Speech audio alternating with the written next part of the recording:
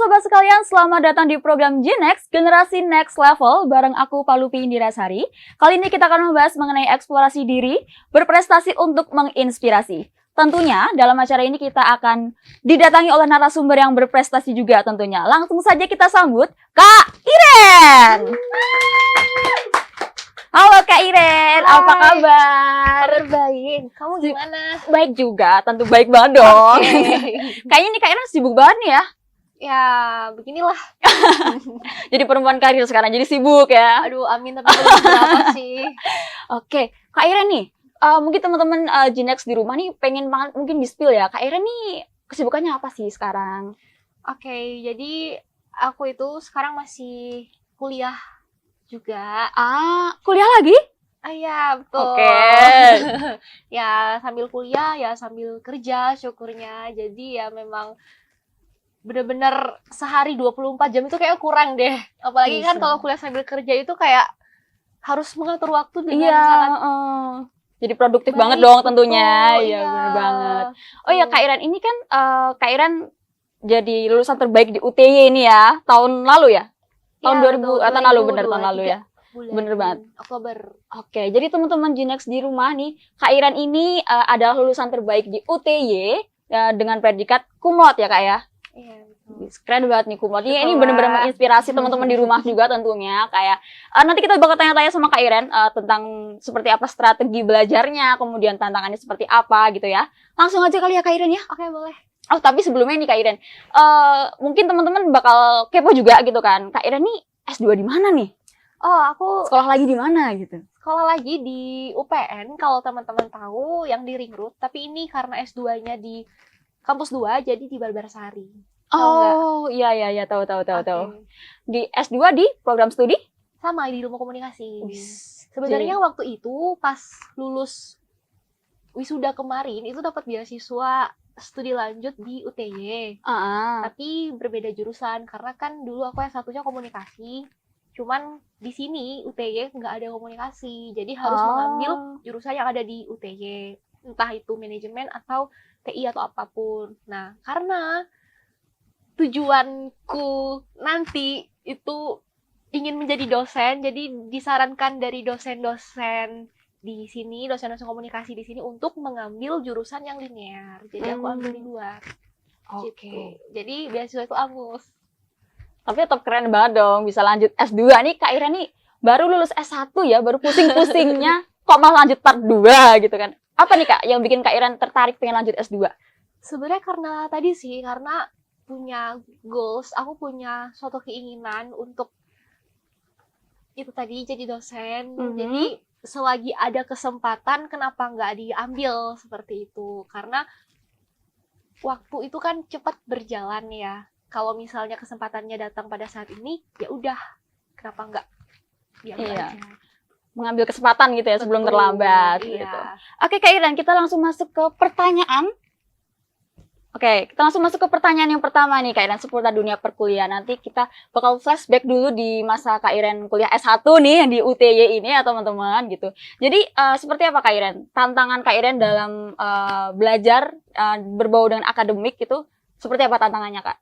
Kalau tantangan sebenarnya banyak ya S1 itu. Jadi karena aku merantau di Jogja ini, pasti pertama itu karena jauh dari orang tua. Jadi kayak pertama kali maba di sini kayak homesick, kayak culture shock. Apalagi kan kita berbeda, aku dan Jogja kan beda budaya ya. Asalku dari Bali gitu. Jadi kayak kaget aja sih. Nah, terus juga lebih ke karena aku kuliah sambil kerja dari S1 kemarin. Jadi kayak bener-bener ngatur waktunya itu kejar-kejaran antara kejar deadline kerjaan sama deadline tugas. Apalagi kan kita tahu ya tugasnya seberat mungkin seperti ini, seperti itu, dan ya gimana ngatur waktunya aja sih. Dan untuk gimana bisa hidup mandiri, apalagi kan kalau anak kos harus serba bisa ya gitu. Betul sekali, ini lagi anak-anak kos ini yang ngerasa mungkin awal-awal datang ke kota orang homesick ya, gitu ya. betul. Tapi nanti tuh lama-lama bakal hilang juga ya Kak. Maksudnya seiring berjalannya waktu bakal hilang juga gitu kan. Udah terbiasa.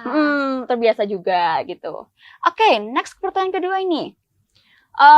Pola pikir seperti apa Kak yang perlu diterapkan oleh para mahasiswa ini, teman-teman S1 ini, untuk tentunya mendapatkan prestasi yang gemilang di bidangnya seperti itu? Kalau untuk pola pikir, aku sendiri nerapin untuk yang penting pertama itu niat, kemudian konsisten. Karena untuk menurut aku, orang-orang yang berhasil atau orang-orang yang mampu sampai wisuda, entah itu S1, S2, S3, itu bukan mereka yang pintar. Tapi mereka itu adalah mereka yang mampu dan sanggup untuk bertahan di daya juang mereka. Buset. Asik, kata-katanya indah sekali ya teman-teman. Tapi ini benar-benar menginspirasi sekali ya Kak Iren. Jadi pola pikir yang tentunya sebenarnya tuh kita bisa merasa enjoy kalau misalnya pola pikir kita juga tentunya positif gitu Ya, ya. betul. Jadi menurut aku, namanya kuliah, banyak tugas, apalagi banyak tekanan, itu pasti bakal capek banget ya. Karena aku ngerasain kayak, aduh kok gini ya, kadang capek, kadang kayak nggak bisa tugas, apalagi ujian segala macam, itu tugas take home itu banyak sekali, apalagi praktek seperti ini gitu. Tapi yang aku tahu, yang aku pegang itu adalah kalau misal aku capek, aku istirahat, bukan berhenti. Oke. Ingat tuh teman-teman, kalau capek istirahat, bukan berhenti. Capek boleh, tapi jangan berhenti. Udah, intinya itu aja. Bener banget. Oke nih Kak Iren, kita beralih ke pertanyaan berikutnya lagi gitu ya. Ini tentunya juga mungkin dicari oleh teman-teman Jinex di rumah juga, adalah mengenai tentang strategi belajar Kak. Ini Kak Iren kan lulusan terbaik dan tentunya kita kepo dong, rahasianya apa sih, strateginya apa sih gitu buat bisa punya IPK setinggi itu gitu Kak. Apa nih strateginya? Aduh, aku merinding ya. Jadi sebenarnya itu gimana caranya kita ngatur waktu sih. Membalanskan waktu dan memprioritaskan mana yang harus diprioritaskan. Karena tujuanku ke sini kan pertama itu kuliah, kerjaan, terus kegiatan kayak organisasi dan lainnya itu hanya kegiatan pendukung aja untuk mencari pengalaman seperti itu. Jadi yang pertama, sebisa mungkin aku tuntasin dulu nih. Kalau ada tugas kuliah, ya udah kuliah. Kerjaanku nomor 2. Jadi lebih memprioritaskan mana yang harus diprioritaskan. Berarti lebih ke tertata gitu Kak ya? Betul. Biar sebenarnya yang sulit itu ngatur waktu sih. Iya, karena kan apalagi kalau misalnya kita mungkin Gen Z itu sering overthinking nggak sih kalau tiap malam? Iya, benar. Ya kan, gitu. Jadi ya udah.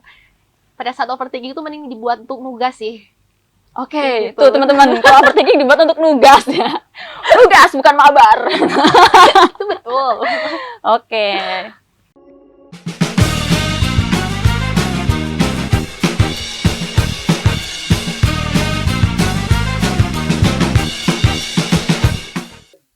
Kalau boleh tahu nih Kak Iren, karir Kak Iren yang terakhir ini Kak Iren kerja di mana nih? Kalau sekarang ini aku kerja di sebuah perusahaan gaming. Di sini sebagai social media spesialis juga, tapi fokusnya lebih ke content planner untuk membuat perencanaan konten, kemudian membuat brief konten seperti itu. Jadi yang mengidekan untuk konten, untuk sosial medianya di perusahaan ini. Gitu. Berarti lebih main ke brandingnya gitu ya Kak? Betul, ya? betul. Oke, kita langsung masuk ke pertanyaan lagi nih. Oke, baik. Jadi mungkin teman-teman Jinex juga tuh pada kepo kali ya Kak. Rasanya mungkin terbayang-bayang momok yang kalau lulus kuliah itu susah cari kerja gitu-gitu ya. Kayak ini fresh graduate tuh ketolak sana sini gitu kan Kak. Nah, mungkin bisa kali ya Kak Iren di-spill sedikit tentang bagaimana Kak proses melamar dan tantangannya itu seperti apa yang pernah Kak Iren rasakan? Oke, jadi yang pertama yang harus kita tahu itu kita harus buat CV dulu ya. Kita persiapan CV sebaik mungkin. Di sana harus benar-benar detail dan lebih mengutamakan kemampuan kita. Maksudnya kayak pengalaman seperti itu. Kemudian manfaatkan LinkedIn yang ada di situ karena sangat membantu banget untuk mencari relasi, untuk mencari lamaran-lamaran kerja, kemudian juga browsing-browsing di internet. Tapi satu hal yang harus perlu diketahui yaitu nggak semua lamaran itu benar, jadi kadang jangan sampai tertipu seperti itu. Kemudian juga yang paling penting adalah relasi. Jadi gimana kita membangun relasi dengan banyak orang, karena itu sangat menjangkau untuk kita tahu ada informasi apa sih, ada lowongan kerja apa sih, seperti itu. Jadi tidak hanya memanfaatkan informasi dari internet atau LinkedIn, tapi juga membangun relasi dari orang-orang sekitar, karena itu sangat membantu kita Membantu untuk banget memberikan ya. informasi, betul. Bukan orang dalam ya, tapi Iya. lebih ke Relasi gitu betul. ya, bener-bener. Yes. Karena kadang-kala kita butuh orangnya langsung ya Kak, yang lebih Iya, terpercaya gitu. Karena betul. kalau lewat internet tuh kadang-kadang suka menipu teman-teman. Jadi hati-hati ya buat teman-teman Jinex di rumah. Oke, next nih, Kak Iren. Keterampilan apa Kak yang perlu disiapkan di dunia kerja, atau mungkin yang penting di dunia kerja itu apa sih keterampilannya? Oke, jadi kalau keterampilan ini balik lagi sama diri kita ya. Maksudnya di bidang apa sih kita terjun? Kalau aku karena bidang sosial media atau konten, jadi gimana caranya punya ide atau gimana caranya untuk membuat suatu konten atau suatu branding perusahaan atau suatu produk itu dengan baik. Tapi nggak cuman sampai di situ aja, kita juga harus tahu isinya, pesan apa yang harus kita sampaikan, dan keterampilan yang paling penting itu adalah, karena ini mengonten ya, otomatis kayak harus paham cara editingnya, cara memproduksinya, seperti itu. Terus untuk penggunaan kamera, hal-hal yang mendasar, seperti yang kita dapat di S1 kan ya, fotografi, betul, sinematografi, itu sangat membantu. Jadi buat teman-teman yang kuliah bagian media, pasti dapat fotografi, kemudian sinematografi, videografi. Itu kalau misalnya kalian mau terjun ke bagian media, itu sangat harus diperdalam seperti itu. Karena itu akan membantu keterampilan kalian nanti di dunia kerja nantinya. Oke, berarti kita menyiapkan bekal gitu ya Kak. Betul sekali. Jadi buat teman-teman nih, apalagi yang di ilmu komunikasi ya, gitu kan. Kalau misalkan kalian ingin mendalami lagi gitu kan karir di dunia ilmu komunikasi, tentunya diperhatikan jangan sampai bolos mata pelajaran ya, jangan disepelein gitu kan, karena nantinya akan berguna juga buat teman-teman sekalian. Betul.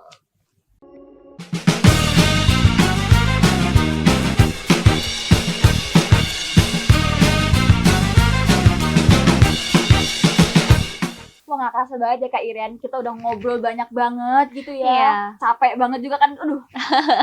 Lelah gitu kan. Tapi tunggu dulu Kak, ini kita ada sesi sharing Q&A. Jadi teman-teman dari Jinex ini mengirimkan beberapa pertanyaan, nanti bakal kita spill di sini dan mungkin bisa Kak Iren bantu untuk menjawab. Tapi sebelumnya mending kita minum dulu nggak sih Kak? Karena haus banget gitu kan, dahaga banget dari tadi gitu kan. Monggo bisa silahkan diminum. Aku minum ya. Kamu minum juga. Monggo Kak Iren aja minum. Aku sambil bacain pertanyaannya ya Kak Iren ya, sambil diminum. Jadi ini ada pertanyaan dari _ ELL323 menanyakan kisah unik atau momen berkesan apa yang pernah Kak Iren alami selama masa kuliah. Tentunya di kuliah S1 ini ya Kak ya. Oke. Kalau untuk yang berkesan sebenarnya aku kangen teman-teman sih. Gimana kita pada saat hektik, pada saat lagi capek-capeknya, terus ada teman-teman yang mensupport seperti itu. Terus juga aku pernah ngalamin satu kejadian, jadi pada saat mau skripsian itu baru berjalan 2 minggu itu aku kecelakaan. Ini makanya ada bekasnya kan, maksudnya kayak bener-bener yang tanganku nggak bisa ngetik, kayak yang udah aduh nih skripsi udahlah tunda dulu deh, maksudnya kan nggak bisa nih. Ternyata ada keajaiban, selama 1 bulan sembuh. Akhirnya ngerjain skripsi cuma 4 bulan. Wow, gila ya itu. Itu berkesan banget sih, kayak nggak habis pikir juga gitu. Keren banget, 4 bulan langsung kuat ya teman-teman. Ya nggak juga. Oke, lanjut ke pertanyaan kedua. Ini ada dari @anakkos.ngapain. Ini apa sih yang Kak Iren rasakan sejauh ini perbedaan kuliah S1 dan S2? Banyak ya sebenarnya, tapi nggak yang terlalu mencolok banget. Cuman ya kalau waktu S1 itu kita lebih fokus ke dasar-dasar ilmu, lebih ngerasain nggak sih, lebih banyak dikasih materi sama dosen-dosen. Tapi kalau di S2 itu lebih memperdalam ilmu, jadi kayak lebih kita nih yang mempresentasikan, lebih ke penelitian-penelitian seperti itu. Jadi gimana mempersiapkan untuk tesis nanti, karena kan notabene atau secara umum S2 itu kan untuk lanjut sebagai pengajar atau dosen seperti itu. Nah, di sini kita dipersiapkan untuk menjadi dosen seperti itu. Jadi banyak sekali penelitian-penelitian yang diulik, yang diteliti seperti itu. Dan juga tentunya latar belakang teman-teman yang berbeda ya. Karena kalau S1 kan kebanyakan teman-teman yang sepantaran, yang seusia. Tapi kalau di S2 ini yang aku alami adalah teman-teman yang berasal dari berbagai latar belakang daerah tentunya, dan juga teman-teman yang udah punya pengalaman kerja yang lebih daripada aku. Di situ aku sangat belajar banyak dan sangat membangun relasi juga sama mereka. Oke, Gitu. berarti S2 ini benar-benar banyak manfaatnya juga ya, Betul, Kak? betul, betul. Jadi, Betul. Kalau teman-teman yang mau lanjut S2 boleh banget ya. Gitu. ayo yang mau lanjut S2, ayo. Oke, pertanyaan terakhir ya. Ini dari pertanyaan yang wow-wow ini, yang terakhir. Dari @rehat.sejenak_. Oke. Kalau Kak Iren kembali ke masa kuliah S1 nih, hal apa yang ingin Kakak ubah dalam menjalani perkuliahan? Apa ya? Sebenarnya aku nggak yang rajin-rajin banget gitu, nggak yang ambis-ambis banget juga. Kalau capek ya tidur, capek ya istirahat, capek ya jalan-jalan, main, ya seperti mahasiswa biasanya lah ya gitu. Jadi kalau yang pengen aku ubah adalah gimana menargetkan, memacu diri aku untuk kayak, mungkin kadang aku males juga ngerjain tugas gitu. Gimana caranya biar lebih rajin lagi, lebih bisa ngatur waktu lagi, lebih bisa mengupgrade diri lagi, seperti itu. Karena mungkin juga selama S1 kemarin kan karena sambil kerja, jadi kayak sangat sibuk di sini, banyak kegiatan juga, dan pulang setahun 2 kali. Jadi kayak hal yang ingin aku ulang adalah aku bisa mengatur waktu dengan baik supaya balance aja. Ketika kangen rumah aku pulang, kayak gitu. Ya hal-hal seperti itu yang buat kangen, pengen flashback lagi. Melo banget nih ya. Jadi melo nih. Aduh, kalian ngerasain gitu juga gak sih selama S1? Kayaknya iya deh, Kak. Ini teman-teman Jinex di rumah nih yang masih pada mahasiswa ini pasti juga ngerasain hal yang sama, apalagi yang luar-luar pulau nih, gitu Iya, kan, biasanya betul. jarang pulang, kangen sama orang tua, gitu-gitu. Tapi buat teman-teman Jinex di rumah nih, buat para mahasiswa juga, nanti kalau misalkan kalian ada waktu, sempatkanlah untuk pulang gitu ya, karena waktu nggak bisa terulang kembali ya, Kak Iren Iya, ya. karena kita nggak tahu seberapa rindunya orang tua kita, seberapa Betul rindunya sekali. keluarga kita yang di rumah. Betul sekali. Oke. Jangan nangis. Ada yang nangis?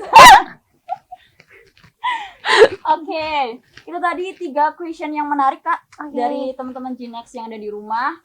Oke, Mbak Iren, terima kasih banyak sudah hadir di acara Jinex, Generasi Next Level, sudah berbagi inspirasi buat teman-teman Jinex di rumah sekalian. Terima kasih kembali sudah mengundang aku ke sini. Semoga teman-teman juga termotivasi ya. Semoga dapat menjadi inspirasi buat anak-anak Indonesia dan juga kalau bisa dunia gitu. Amin. Oke, dan buat teman-teman Jinex di rumah, jangan lupa saksikan program Jinex di setiap minggunya di hari Minggu jam 7 malam. Saya Palu Bindirasari, mewakili seluruh kru yang bertugas, mengucapkan terima kasih dan sampai jumpa.